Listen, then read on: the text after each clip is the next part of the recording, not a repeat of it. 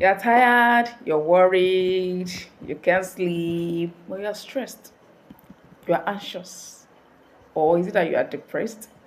Many people don't know the difference between these three: stressed, anxious, and being depressed. And that is why they are not getting better. They find themselves in the same circle. So, in the next few minutes, I'll help you understand exactly what are the things you are experiencing. Hi, I'm Dr. Elizabeth. I am a psychiatrist, and if you ever ask yourself, am I depressed or am I being stressed? Why am I panicking? Why is my heart racing all the time? This video is for you, and let me break it down in a very simple way. Stress is how your body responds to pressure, especially external pressure. Maybe somebody, your boss has given you a deadline, people around are troubling your children, are getting over your nerves, NEPA took light when you really needed the light, or your data finished during an online meeting. Your exams are next week. Your body reacts and your heart starts to beat faster and faster. Your muscles tense up, you start to sweat excessively. That is stress. Stress, um, you know, stress usually has an end point. Once that stressor, once the pressure is removed, stress reduces. Now let me talk about anxiety. Anxiety is something that's coming from within you. It is you being fearful or being worried about something, such that if you continue with that thing, it seems to be like there's going to be a danger. Yes, there is a sense of immediate danger in anxiety.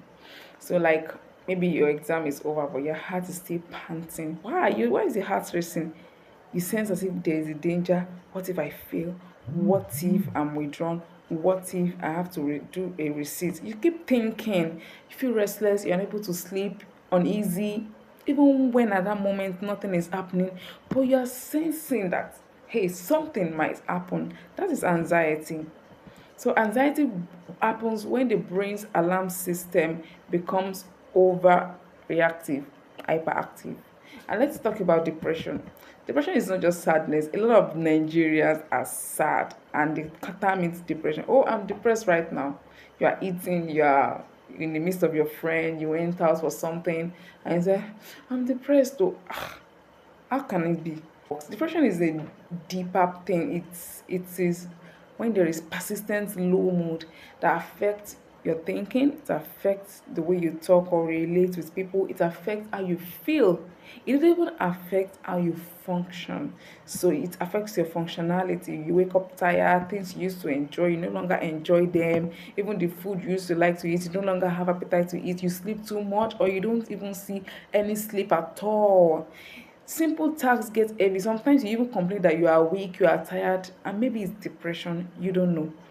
So depression may be setting in if all those things are there. Unlike stress, depression doesn't disappear when problems are solved.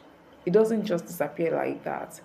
Yeah, because it is not as a result of something that is stressing, that is pushing. It's not as a result of pressure or persistent pressure. So stress usually is from pressure, like I said, and it's usually temporary. It is not for a long time. That is how you know a stressor. Once it is removed, you get better. Anxiety is persistent worry or fear. Sometimes you don't even know. You have to be asking yourself, why am I anxious? What is the reason? You have to be aware and ask yourself some questions before you are able to recognize what is causing anxiety. And for depression, you find out that you don't have interest in things, that all those things I listed earlier. It can last for weeks, it can last for months, and after some time it can resolve on its own. And sometimes you have to see a psychiatrist before and be given some medications or therapy before you get yourself. Problems, mental health disorders can cause physical symptoms. Yeah, you want to know how to recognize anxiety, right? Anxiety symptoms: when you have chest pain, your heart is racing, your heart is panting, fast heartbeat, that you can hear your heartbeat, and you are sweating profusely. You cannot, like shortness of breath, you can't breathe fully. Sometimes you have upset, and some people think they have heart attack. Anxiety may be setting in. In fact, sometimes some people have ulcer repeatedly, because some people can start to vomit blood. Those are the signs that you will see, that will know that, okay, And it's so it is usually a cluster of symptoms, not just one. Not that because you're sweating now and you don't know the reason why, you think, oh, it's anxiety. No, no. There are ways by which we diagnose these things. So you don't use symptom that you see online to make diagnosis.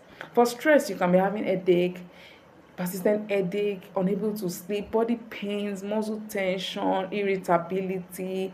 So you know that this is stress. For depression, I've mentioned all those symptoms there. You just feel tired unnecessarily. You're not able to do things that you like to enjoy. You just feel uninterested in things. Appetite change, sleep problems. So that's how you recognize depression. But when should you seek help? How do you know when to seek help? If your symptoms is lasting more than 2 weeks, you seek help.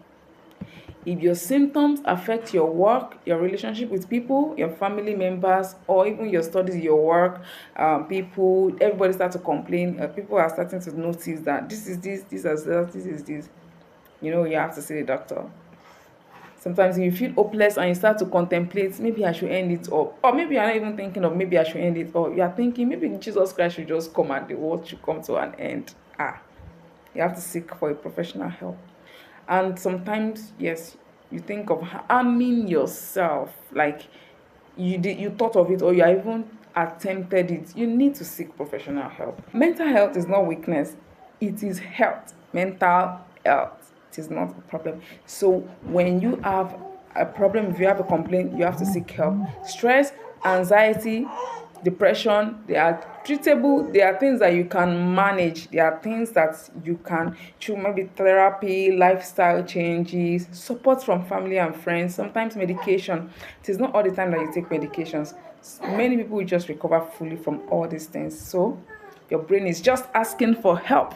It is not as though it is something you should be ashamed or afraid of.